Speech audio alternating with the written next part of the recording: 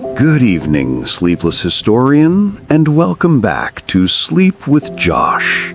If you enjoy these gentle journeys through the past, don't forget to support the channel with a like and a subscription. It helps keep these stories flowing and keeps you company on restless nights. Tonight, we'll be wandering slowly through the entire story of the Roman Empire, from its humble beginnings as a cluster of huts on the banks of the Tiber River, to emperors and marble palaces, gladiators in the Colosseum, and finally to the empire's quiet fall. This is a story that spans centuries. Today, I would love to know, where in the world are you listening from? And what time is it for you?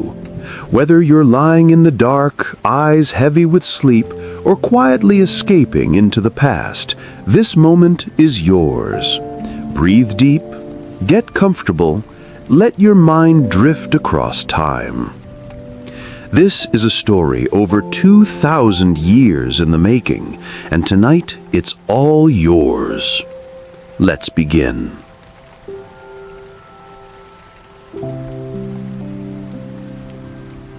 Flames licked the sky, brighter than the stars. The city of Rome, the proud capital of the world, was swallowed in fire. Roofs caved in, temples cracked under the heat, and panicked citizens rushed through the narrow streets, clutching children, treasures, or nothing at all. Some screamed that the gods had cursed them, others whispered a darker thought, that their emperor himself had set the city ablaze. On that night in the year 64 AD, the air was thick with smoke and fear. The city that once conquered nations now trembled before its own destruction. The Roman Empire, at the height of its glory, stood in flames. And at the center of it all was Nero, the young emperor with a taste for music, poetry, and power. Legends say he stood upon a tower, plucking his instrument as the fire spread, watching as centuries of effort turned to ash. But how did Rome, strong, disciplined, eternal Rome, reach such a moment of chaos?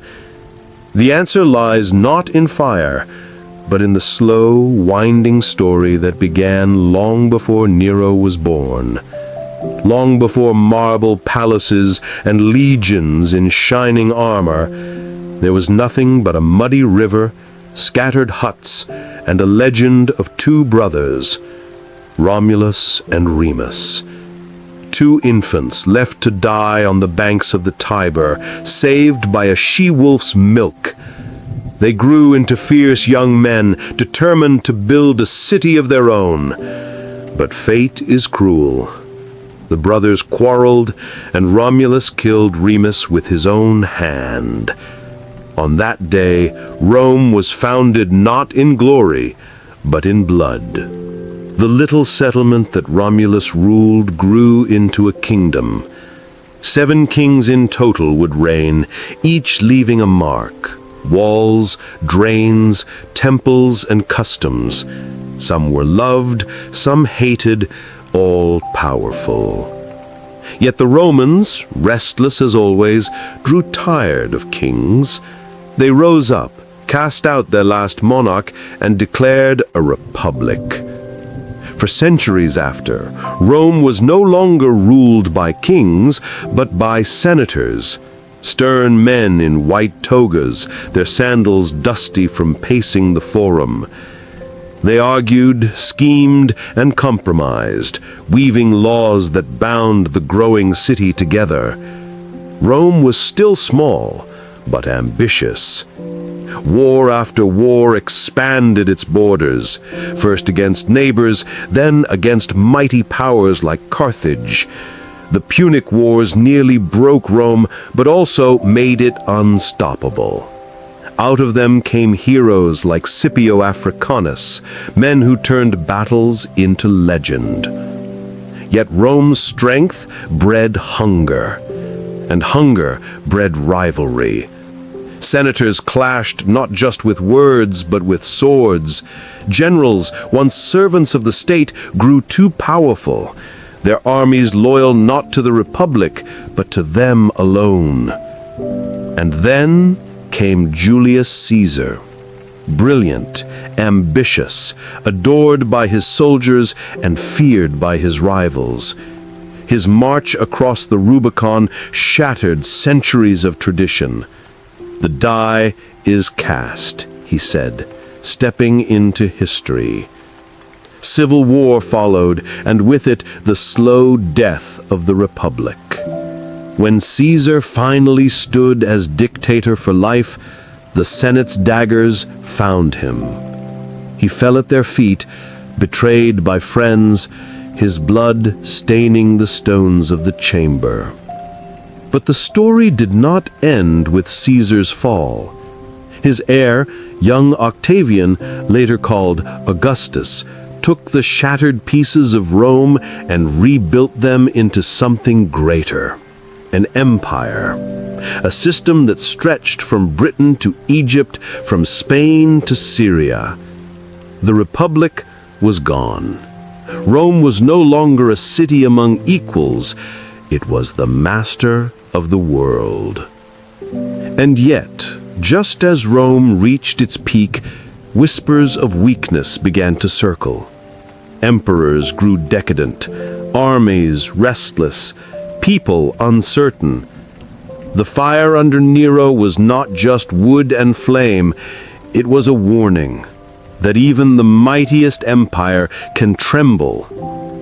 As the ashes cooled over Rome, one question burned hotter than the fire itself. Did Nero, emperor of the world, truly set his own city ablaze? The flames of Rome burned bright in the minds of its people. Some swore they saw Nero laughing as the sparks spread. Others claimed he sang of Troy, comparing himself to ancient heroes as the city crumbled. History never gave a certain answer. But whether or not Nero held the torch, the truth was plain. An empire that claimed to be eternal had proven it could bleed.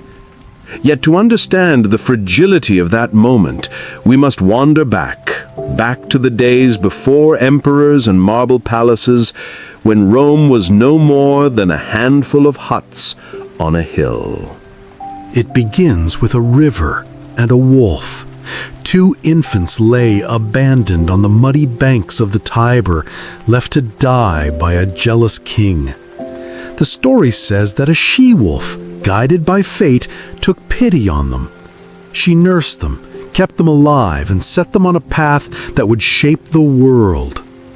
Romulus and Remus grew strong. They dreamed not of survival alone, but of greatness. But brothers rarely share a crown.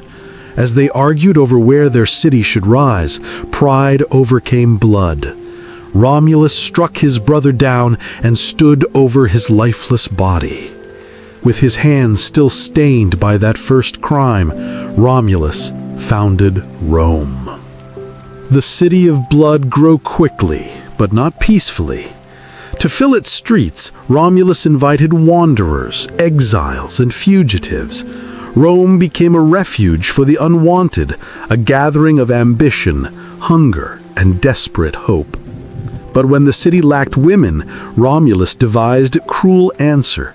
He invited neighboring tribes to a festival, and at his signal, the Romans seized their daughters. This infamous rape of the Sabines planted both outrage and new alliances. Rome learned an early lesson that power is often born in violence, but survival demands compromise. Over the years, kings followed, each adding something to Rome's skeleton. Walls rose to guard its heart. Sacred laws carved customs into stone. Temples reached skyward, binding gods to the city's destiny. But kings, like brothers, rarely rule without envy. The last monarch, Tarquin the Proud, was despised for his cruelty. His son's crime against a noblewoman named Lucretia enraged the people. Her tragic death sparked rebellion. The Romans vowed never again would one man be king. They swore to govern themselves through a republic, with senators and consuls to hold each other in check. Liberty, they said, had returned. But liberty in Rome was a restless thing. Even as senators debated beneath the shade of the Forum's columns, enemies gathered at the city's gates. Etruscans to the north, Latins to the south, Sabines still bitter over old crimes. Rome was surrounded by foes.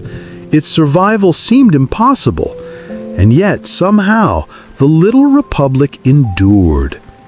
Its soldiers fought with discipline, its citizens endured hardship, its leaders bent but did not break. When the Gauls came storming over the Alps, burning and pillaging, Rome fell to its knees. For a brief moment, it seemed the city of Romulus would end as easily as it began, with fire and ash. But Rome refused to die. Rebuilding from the embers, it swore vengeance. Slowly, carefully, it began to expand, not with sudden conquest, but with steady persistence. Each battle won carved another stone into Rome's foundation. Each ally brought into the fold added another thread to its web. Rome learned patience, and patience in Rome became a weapon sharper than any sword. Still, cracks ran beneath the surface. Senators grew proud, generals hungered for glory, citizens whispered of inequality. The same fire that destroyed homes in Nero's age flickered already in Rome's earliest days, a fire of ambition, betrayal, and endless rivalry. And as Rome rose from its first ruin, another storm gathered beyond its borders. A rival power with ships, wealth, and armies of its own. A city across the sea whose name would haunt Rome for more than a century. Carthage. The Punic Wars were not like the small skirmishes Rome had fought before. Carthage was no hill tribe, no ragged band of raiders. It was a mighty city across the sea, rich from trade, its harbors filled with ships, its coffers spilling with silver. Where Rome had fields and legions, Carthage had merchants and fleets. For nearly a century, the two powers wrestled like giants, each refusing to yield. The First Punic War tested Rome's endurance at sea. The Romans were not sailors, but they learned. They built ships by copying wrecks, lashed boarding bridges to their decks, and turned naval battles into hand-to-hand combat, fighting as if the sea itself were merely another field. Victory was hard, but Rome emerged stronger. But Carthage was not broken. From its heart rose Hannibal Barca, a general with ambition as sharp as his sword. To destroy Rome, he conceived a plan no Roman could imagine. He would not come by sea, he would march. Through Spain he went, gathering allies. Across rivers, deserts, and finally the towering Alps, he led his army. Soldiers froze in the snow. Horses slipped into ravines, but still Hannibal pressed on. With him came a sight so strange it burned into memory. War elephants, trudging through ice and storm, their tusks gleaming against the mountain fog. When Hannibal descended into Italy, Rome trembled. Battle after battle he won. At Trebia, at Trasimene, and then most terribly at Cannae. At Cannae, Hannibal's genius unfolded like a cruel trick. He let the Romans push forward into the center of his line, only to surround them on all sides. Nearly 50,000 Romans fell that day. It was not just defeat, it was a massacre. The blood of senators and soldiers alike stained the ground. Rome had never known such loss. Panic seized the city. Some whispered of surrender. Some prayed that the gods themselves had abandoned them. And still, Hannibal marched closer. Rome seemed finished. And yet, the city refused to die. In its lowest moment, Rome turned to patience. It avoided direct battle, shadowed Hannibal, cut his supplies, and slowly ground his army down. Generals like Fabius Maximus counseled delay, earning him the name the Delayer. Citizens endured shortages, soldiers marched endlessly, year after weary year. Rome would not meet Hannibal in open combat again until the tide had turned. When at last Scipio Africanus carried the war back to Africa, the final battle came at Zama.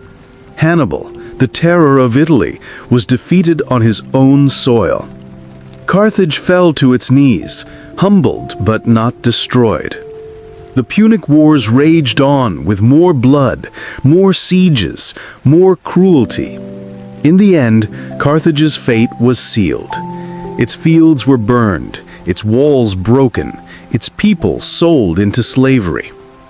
Rome poured salt into the earth where Carthage once stood, as if to erase the city from memory. Rome had faced its greatest enemy and survived. More than survived, it had become unstoppable. Its legions now stood unmatched, its dominions stretched wide. But the cost of victory was a taste for conquest that would never fade. The Punic Wars taught Rome a dangerous lesson, that nothing could stand against it.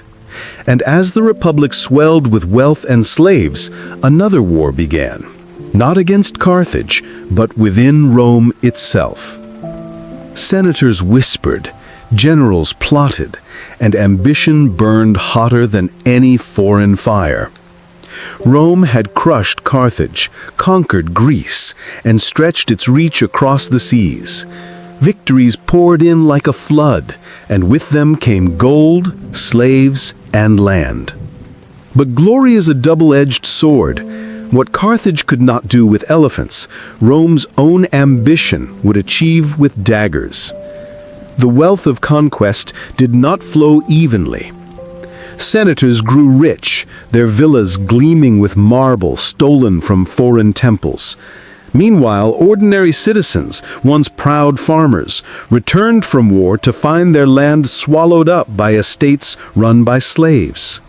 The streets of Rome filled with the poor, restless and hungry.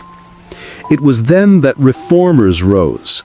The Tiberius and Gaius brothers spoke for the people, calling for land to be returned, for balance to be restored. Their words lit hope in the masses and fear in the Senate. Rome had no tolerance for men who threatened its order. Both brothers met violent deaths, their blood spilled not by foreign enemies, but by fellow Romans. The message was clear. Power in Rome was no longer decided by law alone, but by force.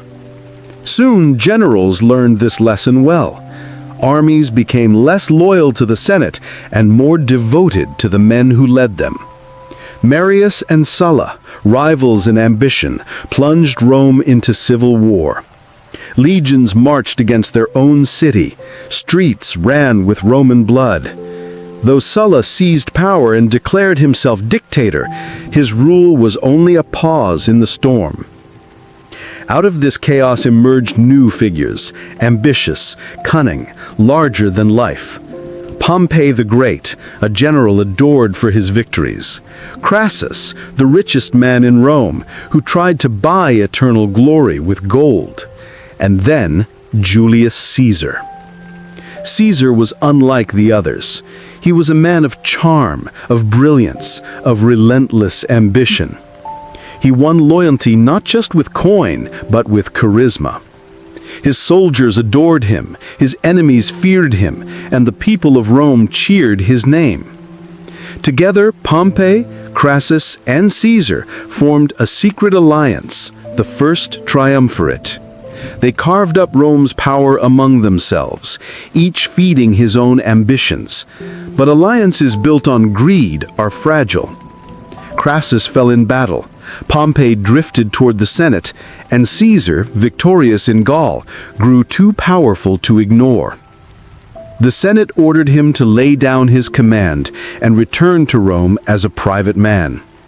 But Caesar knew what awaited him: humiliation, perhaps death. Instead, he chose defiance. On a winter's night in 49 BC, Caesar led his legion across the Rubicon River, the boundary no general was allowed to cross with an army. As he stepped into the icy water, he is said to have whispered, "The die is cast." That step was no mere march, it was the death knell of the Republic. Civil war erupted. Caesar clashed with Pompey, first in Italy, then in Greece, and finally in Egypt, where Pompey fled only to be murdered at the shore. Caesar, entering Alexandria, met Cleopatra, Queen of Egypt, and formed an alliance that would echo through legend. Together they shared both politics and passion, weaving their fates together. But Caesar's victories only deepened his peril. In Rome, he declared himself dictator for life. To many, he was a savior, restoring order, feeding the poor, reforming laws. To others, he was a king in all but name, a tyrant who threatened the very heart of Roman liberty. And so, in the Senate chamber, as he entered with calm confidence, daggers waited in the shadows. Senators who had once called him friend gathered close, their whispers turning to steel. On the Ides of March, 46 BC, Julius Caesar fell beneath their blades. His blood spread across the stones, soaking into the soil of the Republic he had both saved and destroyed. Rome gasped. The tyrant was dead, but the Republic was no more. The daggers that struck Caesar did not save the Republic. They shattered it. His assassins, Brutus and Cassius, raised their bloody hands to the Senate and cried out for liberty. But liberty did not come. Instead, the city shook with panic. The people mourned Caesar, riots filled the streets, and the assassins fled. Into this chaos stepped a boy. Gaius Octavius, only 18 years old, was Caesar's grandnephew and adopted heir. Few in Rome knew his name. Fewer still feared him. But Octavian, quiet and calculating, carried something greater than experience. He carried Caesar's legacy. The Senate underestimated him. Generals sneered. Yet Octavian moved with patience, winning allies, buying loyalty, and calling himself not dictator, not king, but simply the son of the deified Julius.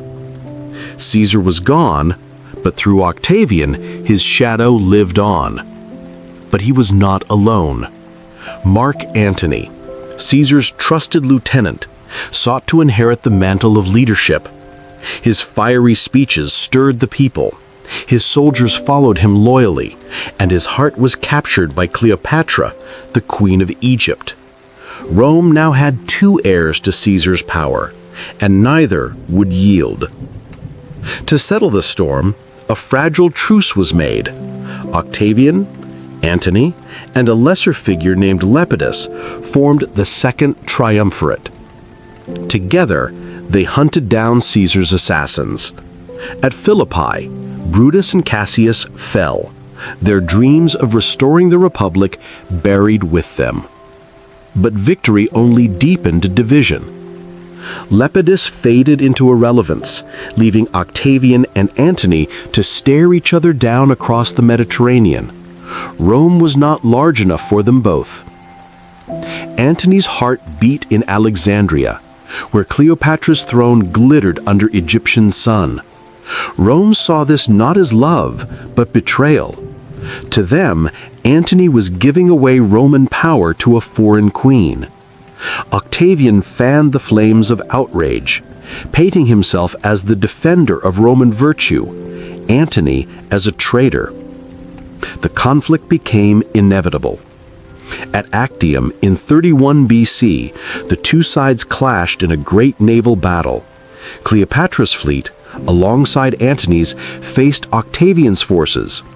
When the smoke cleared, Antony and Cleopatra were broken. Retreat turned to despair. In Alexandria, they chose death over humiliation. Antony by his sword, Cleopatra by the bite of a serpent. Octavian stood victorious. Rome belonged to him. Yet he was careful. He knew the word king was poison. Instead, he took the title princeps, the first citizen. He cloaked his power in modesty, even as he held complete control. The Senate gave him a new name, Augustus. Augustus remade Rome. The chaos of civil war faded into order. Roads stretched farther than ever before. Aqueducts carried fresh water into the city. Temples gleamed under the sun. The legions patrolled distant borders, while inside, peace held steady. Historians would call it the Pax Romana, the Roman peace. But peace has its price. To secure his throne, Augustus exiled rivals, tightened laws, and kept a watchful eye on those who whispered too loudly. The empire was stable, but beneath its marble surface, ambition still stirred. Rome had traded the noise of civil war for the calm of empire. The Republic was gone, and in its place stood something larger, stronger, and far more fragile than anyone realized. For now, Augustus was the master of the world. But Rome's emperors would not all be so wise. Some would rule with brilliance, others with madness. The empire that Augustus built would outlast him, but it would also test the very limits of human power. When Augustus died in the year 14 AD, Rome mourned as if it had lost not just a ruler, but a father. For decades he had guided the empire with patience and cunning. Yet even Augustus, master of appearances, could not control the future. His carefully crafted system, meant to keep Rome steady, would now pass into other hands. The first heir was Tiberius, Augustus's stepson. A seasoned general, Tiberius was capable, but his reign carried a colder air. Where Augustus had charmed, Tiberius brooded. He distrusted the Senate, withdrew from public life, and ruled from the shadows. In time, he retreated entirely to the island of Capri, leaving Rome in the grip of fear and suspicion. Executions became common. Whispers turned dangerous, and the city grew restless. When Tiberius died, Rome exhaled in relief. His successor, Gaius, better known as Caligula, began with promise. He was young, energetic, and adored by the people. Crowds cheered as he promised games, gifts, and prosperity. For a fleeting moment, Rome hoped it had found another Augustus. But hope quickly soured. Caligula's rule spiraled into something darker. He drained the treasury on lavish spectacles, declared himself a living god, and demanded worship from his subjects. He humiliated senators, mocked traditions, and indulged whims that bordered on the insane. Legends say he tried to make his favorite horse a consul, a symbol how little he respected the Republic's old dignity. What began as eccentricity became terror. Executions returned. Fear seeped into every corner of Roman life. At last, even his own guards turned against him. In 41 AD, Caligula was struck down by assassins, his blood staining the palace corridors. Rome braced for chaos. Yet from the shadows emerged an unlikely ruler, Claudius, Caligula's uncle, long dismissed as weak and bumbling. The Senate scoffed at him, but Claudius surprised everyone. Behind his stammer and awkward demeanor lay a capable administrator. He expanded the empire, adding Britain to Rome's dominion. He improved laws, strengthened the bureaucracy, and reminded the world that emperors could still govern with reason. But Rome's fortunes turned quickly. After Claudius's death, whether by natural causes or the poison of his ambitious wife Agrippina, power passed to her son, Nero. At first, Nero was young, handsome, and adored by the people. He cut taxes, funded theaters, and dreamed of being remembered not as a warrior, but as an artist. Rome rejoiced in his early rule, believing they had found a generous leader. Yet art and empire rarely mix. As Nero grew, so did his hunger for indulgence. He neglected affairs of state, clashed with senators, and grew paranoid of rivals. His mother, Agrippina, once his greatest ally, became his victim. Nero had her killed, fearing her influence. Rome watched as the promise of Nero turned to unease.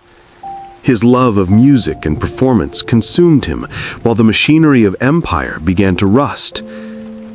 And then came the fire. In 64 AD, flames erupted in the city, consuming temples, homes, and marketplaces.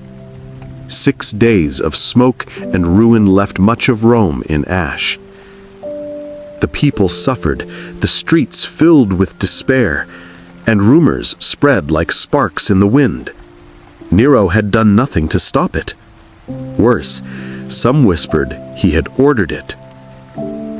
Standing in the glow of the inferno, the empire faced its darkest suspicion yet, that the man who ruled the world had burned his own capital. The fire had scarred Rome, but it was Nero's response that scarred his reign. He rebuilt the city on a grander scale, raising palaces with golden halls and colossal statues of himself.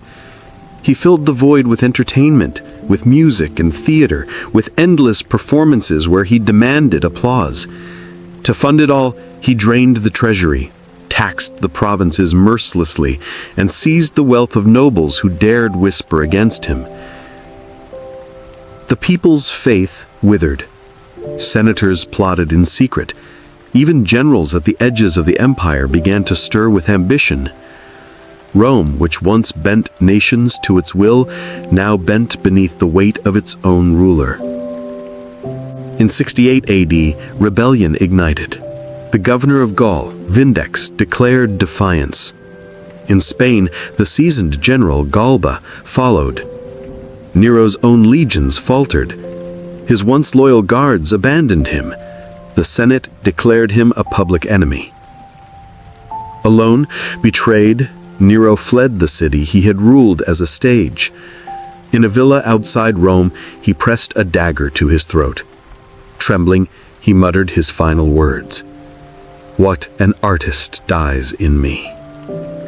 And with that, the last emperor of the Julio-Claudian line ended his life. But Rome was not freed. It was cast into chaos. Galba, the old general from Spain, marched into the capital as emperor. Yet his rule was harsh, his promises empty. He demanded loyalty but gave little in return. The Praetorian Guard, Rome's elite soldiers, turned against him. Galba's head was struck from his shoulders in the Forum, his body trampled by the mob. His successor was Otho, a man who had schemed for power and bought the loyalty of the Guard. But across the empire, in the Rhine legions, another general named Vitellius declared himself emperor. Civil war once again split Rome. Otho's forces clashed with Vitellius's men at Bedricium. The battle was brutal, and Otho's side faltered. Rather than drag the empire deeper into bloodshed, Otho took his own life, whispering that he sacrificed himself for Rome's peace. Vitellius entered Rome in triumph, but triumph rotted quickly. He indulged himself with feasts, squandered resources, and let discipline dissolve. Rome groaned under the weight of his excess. And even as he reveled, another figure rose, quiet, calculating, far to the east. Vespasian, commander of legions in Judea, was a soldier of grit and discipline. His troops adored him, and his ambitions were no secret. As Vitellius feasted, Vespasian marched. His forces surged into Italy, clashing with Vitellius's supporters. The city of Rome became a battlefield once more.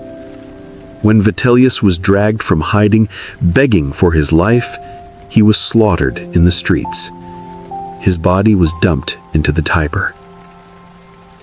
And so, after 1 year of fire, rebellion, and blood, Rome stood exhausted. 4 emperors had risen, and 3 had fallen.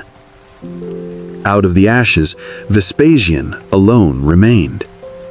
The city, weary from chaos, looked to him not with celebration, but with desperate hope. Perhaps this soldier, hardened and plain, could restore stability where others had failed. The year of chaos had ended, and with it came the steady hand of Vespasian. He was not born into privilege or polished by aristocracy. He was a soldier, hardened by dust and discipline. His plain manner stood in stark contrast to the extravagance of Nero and the chaos of Galba, Otho, and Vitellius. Where others had indulged, Vespasian cut waste. Where others had drained the coffers, he restored them with measured frugality. Rome, weary and suspicious, watched him carefully. Yet slowly, confidence grew. He rebuilt trust with the army, secured the loyalty of the provinces, and even found a way to restore the city's spirit by giving it a gift. That gift would become one of the most enduring symbols of Rome, the Colosseum. On the grounds of Nero's private palace, where once the emperor had walked among gilded halls, Vespasian commissioned an amphitheater for the people. Its towering arches rose as a promise. Rome belonged not to a single man's vanity, but to the citizens who filled its streets. The people cheered, and for a time, the empire breathed easier. When Vespasian died peacefully in 79 AD, his son Titus inherited the throne. Titus was young, charming, and beloved by the legions. Yet fate would test him with trials darker than war. Only months into his reign, a mountain stirred. South of Rome, near the Bay of Naples, Mount Vesuvius began to rumble. The earth shook, smoke coiled into the sky, and then, with a force that defied comprehension, the mountain erupted. A pillar of ash rose miles high, blotting out the sun. Fire and stone rained from the sky. Entire towns vanished beneath a tide of ash and molten rock. Pompeii and Herculaneum, once bustling with markets and villas, became tombs of silence. Witnesses described darkness at midday, the air thick with choking fumes. Families clutched each other as roofs collapsed. Streets vanished under waves of ash that hardened like stone. Rome received word days later, and the horror spread through the empire. Thousands had perished. Entire communities were frozen in time, buried beneath the mountain's wrath. Titus, barely new to power, rushed aid to the survivors. He opened the treasury, sent ships, and offered his own presence in the devastated region. His compassion won hearts, but the weight of tragedy hung heavy. As if nature itself were conspiring, more calamities followed. A fire tore through Rome again, consuming parts of the city. Then came plague, sweeping through the streets. Citizens whispered that the gods were angry, or that Rome itself was cursed. Titus, once cheered as a golden prince, aged quickly under the strain. In 81 AD, after only 2 years on the throne, he died suddenly, mourned deeply by the people. His brother, Domitian, succeeded him, an emperor whose shadow would darken the empire once more. Domitian was no golden prince. Where his brother Titus had inspired warmth, Domitian inspired fear. He took the throne in 81 AD and ruled with a sharp edge. Suspicious, severe, and unyielding, he tightened Rome beneath his grip. At first, the people felt the strength of his order. The frontiers were guarded with vigilance.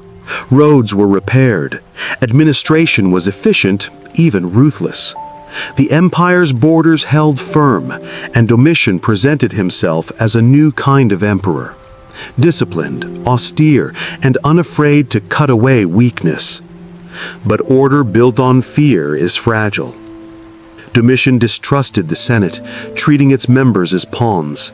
He dressed in grandeur, called himself Dominus et Deus, Lord and God, and demanded worship as if he were divine. Whispers spread through Rome's marble corridors, whispers of resentment, of plots waiting for the right moment. And Domitian heard them all, or at least he thought he did. He executed senators on suspicion. He exiled philosophers. He ruled not with consultation, but with decree, hammering down on anyone he believed disloyal. The palace itself became a hall of shadows, where every word might be reported, every glance misread. For 15 years he endured, a tyrant wrapped in paranoia. But in 96 AD, the shadows closed in. A plot formed among his closest advisors. Servants, guards, and even his wife conspired. One morning, blades were drawn in the emperor's chambers. Domitian, startled and scrambling, was cut down. The tyrant who demanded worship as a god fell like any man. Yet Rome did not collapse. In fact, it found something rare: stability. After Domitian's death, the Senate elevated an old and childless man named Nerva. His rule was short, but his choice was wise. He adopted a successor, not by blood, but by merit. That man was Trajan, a general beloved by the legions. With Trajan came expansion and glory. Rome stretched to its greatest size, conquering Dacia in the north, pushing east into Mesopotamia. Wealth and triumph poured into the capital. Monuments rose, celebrating victories carved into stone. When Trajan died, he left the empire not to chaos, but to another adopted heir, Hadrian.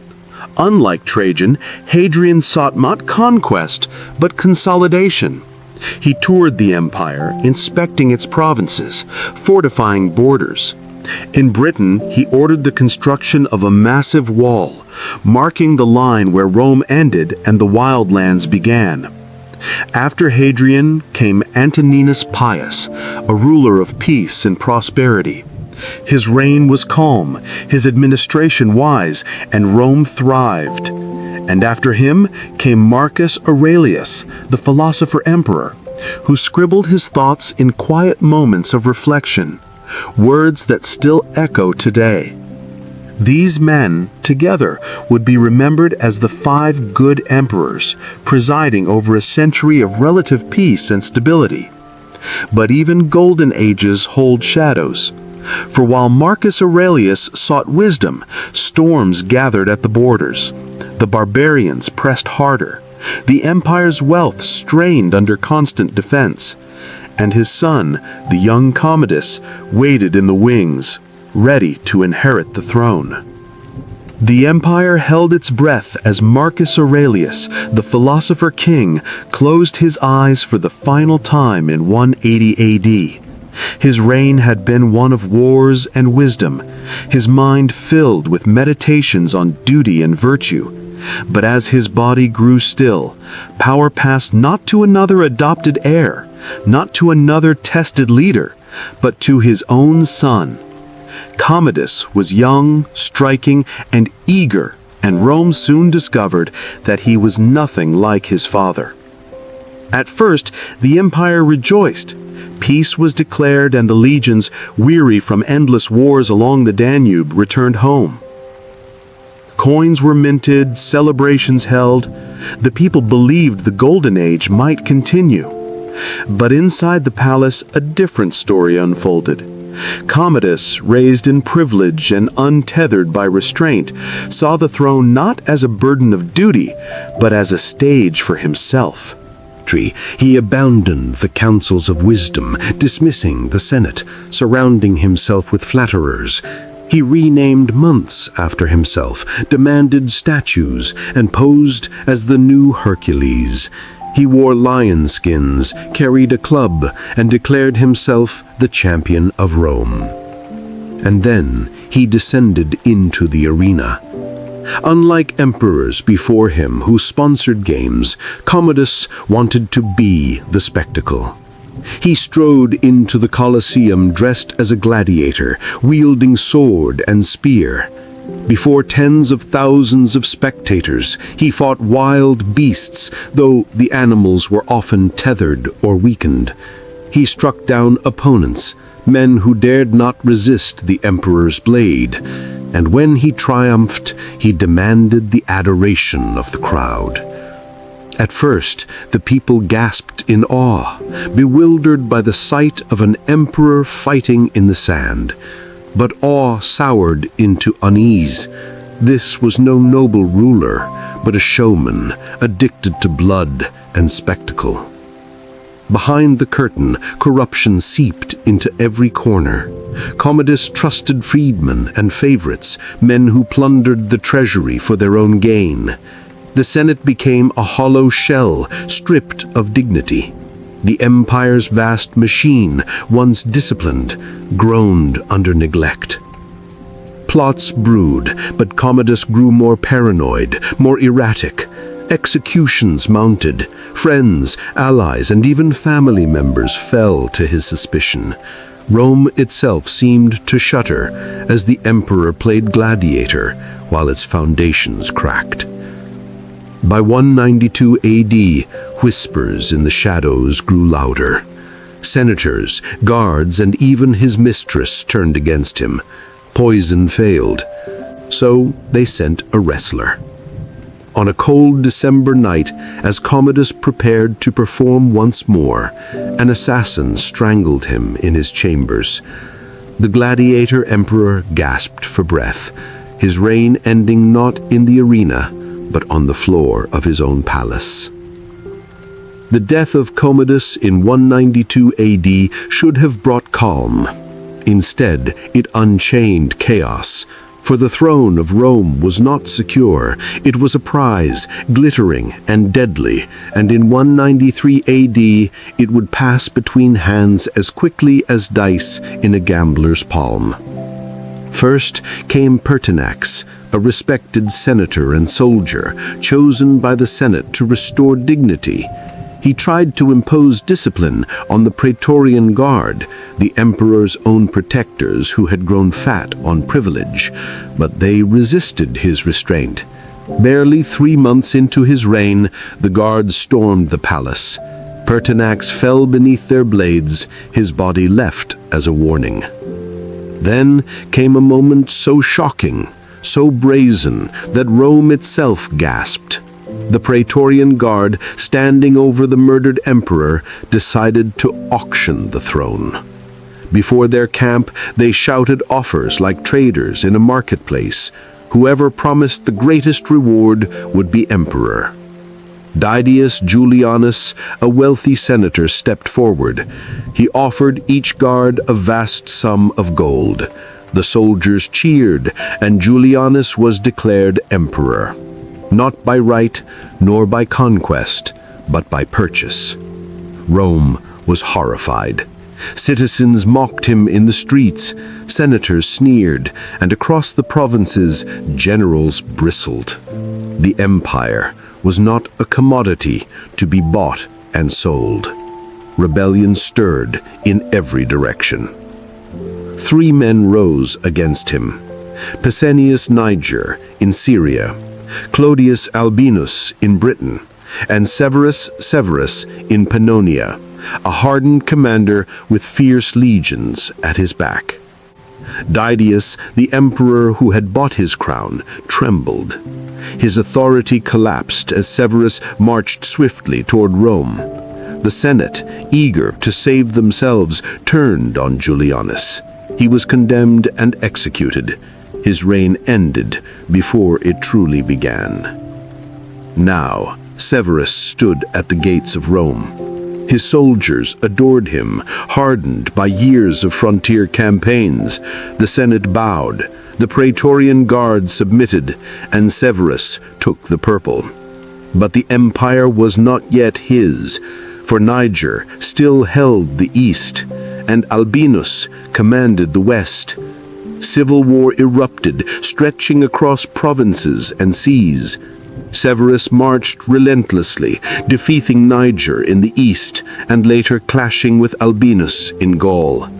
Battles raged, cities burned, and the empire once again paid in blood for its throne. At last, by 197 AD, Severus emerged as the sole ruler. His power was unquestioned, his authority absolute. He rewarded his legions lavishly, binding them to him with gold and loyalty. The Senate bent under his will, stripped of influence, its old pride reduced to ceremony. The Severan dynasty had begun, born out of bloodshed, ambition, and betrayal. But as Severus built his rule, whispers followed him.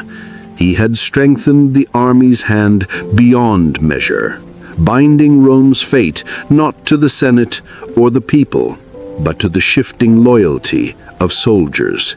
It was a bargain that gave him power in his lifetime, but what of those who would follow? Severus had won the throne through fire and war. Once emperor, he set about reshaping Rome in his own image, military, disciplined, and unyielding. He strengthened the legions, lavished them with pay, and made their loyalty the cornerstone of his rule. The Senate, once the proud heart of Roman politics, was now little more than a shadow. He dismissed their protests, cut their influence, and made it clear that Rome's future lay not in marble halls, but in the hands of armed men. Yet even as he secured the empire, he prepared for its fracture. For Severus had two sons, Caracalla and Geta, whose rivalry burned like an open wound. From their youth, the brothers quarreled, each eager for power, each suspicious of the other. Their father, knowing the storm that brewed, tried to bind them together. On his deathbed, in 211 AD, he gave his final command: "Be harmonious, enrich the soldiers, and despise all others." With his passing, harmony shattered. Caracalla and Geta became co-emperors in name, but enemies in truth. The palace seethed with tension, courtiers whispering to one brother or the other. For a time, the empire endured their uneasy balance, but everyone knew it could not last. The breaking point came in 211 AD. Under the guise of reconciliation, Caracalla lured Geta into a meeting within their mother's chambers. Soldiers burst in, blades drawn. Geta fell, bleeding in his mother's arms. His cries echoed in the halls, then fell silent. Caracalla emerged as sole emperor, his brother's memory wiped from inscriptions, his name erased from monuments. But fratricide left its stain. Rome's citizens shuddered at his cruelty, and the empire braced for the rule of a man hardened by blood. Caracalla proved ruthless. He expanded the army's privileges, granting pay rises that strained the treasury.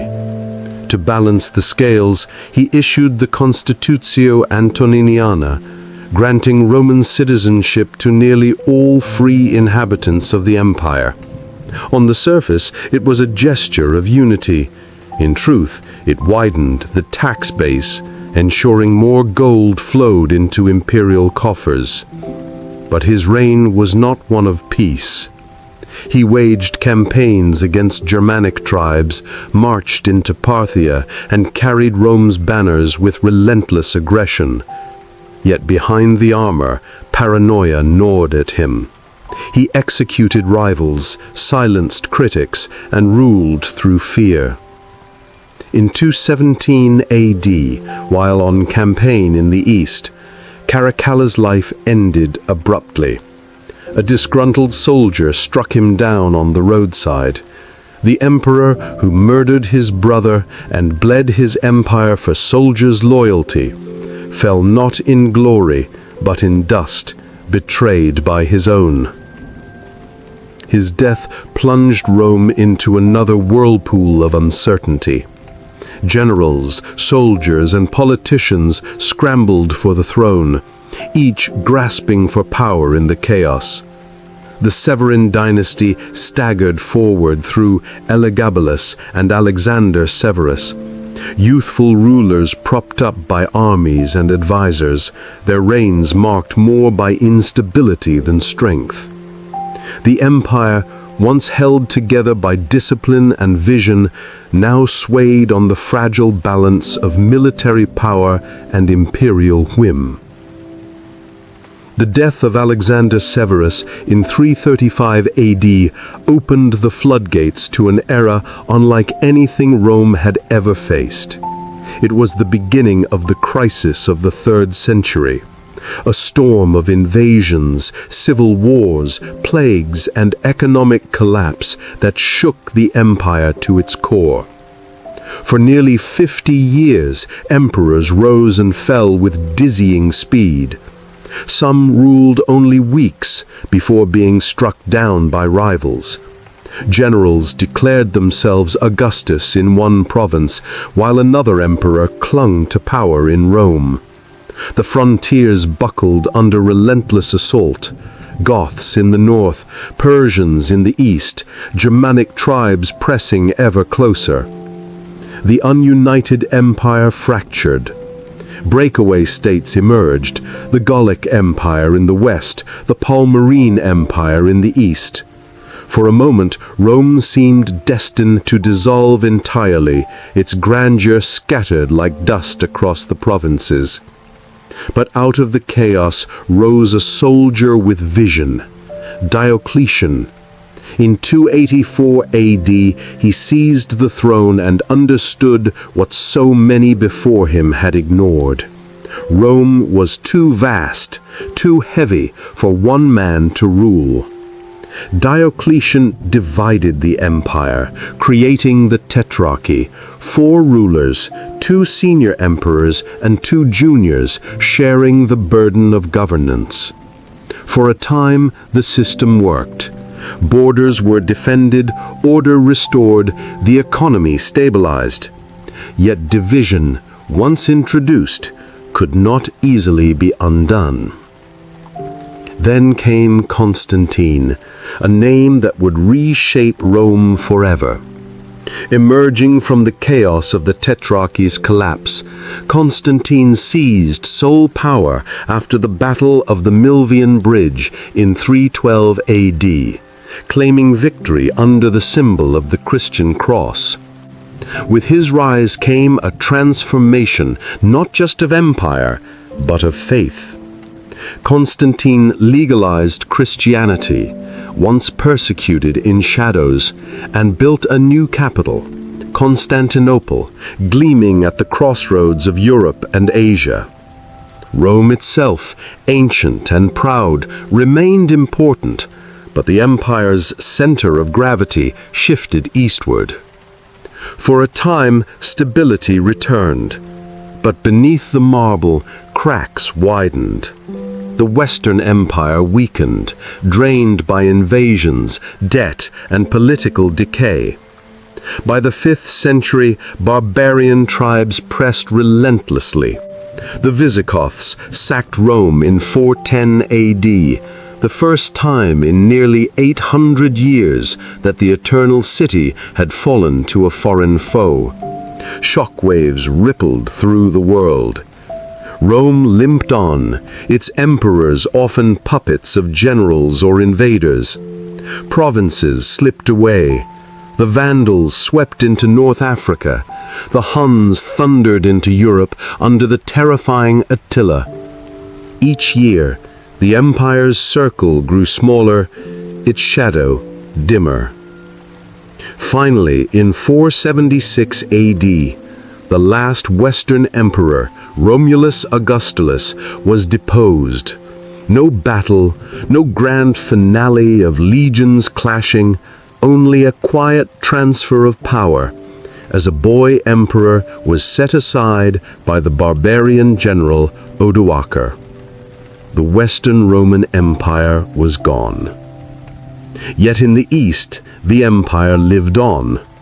Constantinople endured for another 1,000 years as the Byzantine Empire, carrying Rome's legacy forward in faith, law, and culture.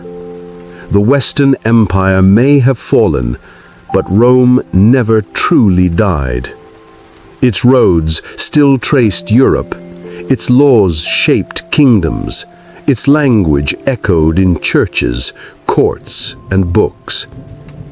And so, the story of the Roman Empire ends not with a single moment, but with a fading, a long twilight that still lingers in the foundations of our world today.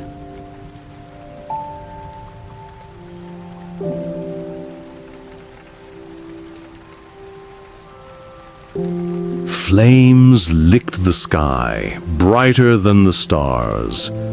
The city of Rome, the proud capital of the world, was swallowed in fire. Roofs caved in, temples cracked under the heat, and panicked citizens rushed through the narrow streets, clutching children, treasures, or nothing at all. Some screamed that the gods had cursed them.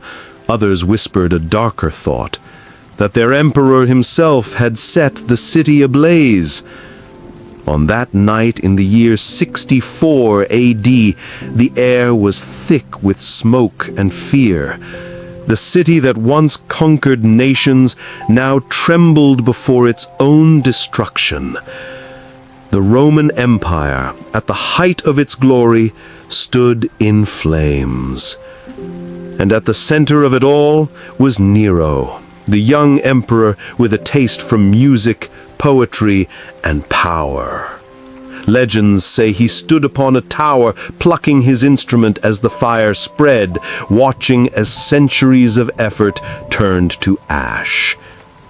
But how did Rome, strong, disciplined, eternal Rome, reach such a moment of chaos? The answer lies not in fire, but in the slow, winding story that began long before Nero was born. Long before marble palaces and legions in shining armor, there was nothing but a muddy river, scattered huts, and a legend of two brothers, Romulus and Remus. Two infants left to die on the banks of the Tiber, saved by a she-wolf's milk. They grew into fierce young men, determined to build a city of their own. But fate is cruel. The brothers quarreled, and Romulus killed Remus with his own hand. On that day, Rome was founded not in glory, but in blood. The little settlement that Romulus ruled grew into a kingdom. 7 kings in total would reign, each leaving a mark. Walls, drains, temples, and customs. Some were loved, some hated, all powerful. Yet the Romans, restless as always, grew tired of kings. They rose up, cast out their last monarch, and declared a republic. For centuries after, Rome was no longer ruled by kings, but by senators. Stern men in white togas, their sandals dusty from pacing the forum. They argued, schemed, and compromised, weaving laws that bound the growing city together. Rome was still small, but ambitious. War after war expanded its borders, first against neighbors, then against mighty powers like Carthage. The Punic Wars nearly broke Rome, but also made it unstoppable. Out of them came heroes like Scipio Africanus, men who turned battles into legend. Yet Rome's strength bred hunger, and hunger bred rivalry. Senators clashed not just with words, but with swords. Generals, once servants of the state, grew too powerful, their armies loyal not to the Republic, but to them alone. And then came Julius Caesar, brilliant, ambitious, adored by his soldiers and feared by his rivals. His march across the Rubicon shattered centuries of tradition. "The die is cast," he said, stepping into history. Civil war followed, and with it the slow death of the Republic. When Caesar finally stood as dictator for life, the Senate's daggers found him. He fell at their feet, betrayed by friends, his blood staining the stones of the chamber. But the story did not end with Caesar's fall. His heir, young Octavian, later called Augustus, took the shattered pieces of Rome and rebuilt them into something greater. An empire, a system that stretched from Britain to Egypt, from Spain to Syria. The Republic was gone. Rome was no longer a city among equals, it was the master of the world. And yet, just as Rome reached its peak, whispers of weakness began to circle. Emperors grew decadent, armies restless, people uncertain. The fire under Nero was not just wood and flame, it was a warning that even the mightiest empire can tremble. As the ashes cooled over Rome, one question burned hotter than the fire itself. Did Nero, emperor of the world, truly set his own city ablaze? The flames of Rome burned bright in the minds of its people. Some swore they saw Nero laughing as the sparks spread. Others claimed he sang of Troy, comparing himself to ancient heroes as the city crumbled. History never gave a certain answer. But whether or not Nero held the torch, the truth was plain. An empire that claimed to be eternal had proven it could bleed. Yet to understand the fragility of that moment, we must wander back to the days before emperors and marble palaces, when Rome was no more than a handful of huts on a hill.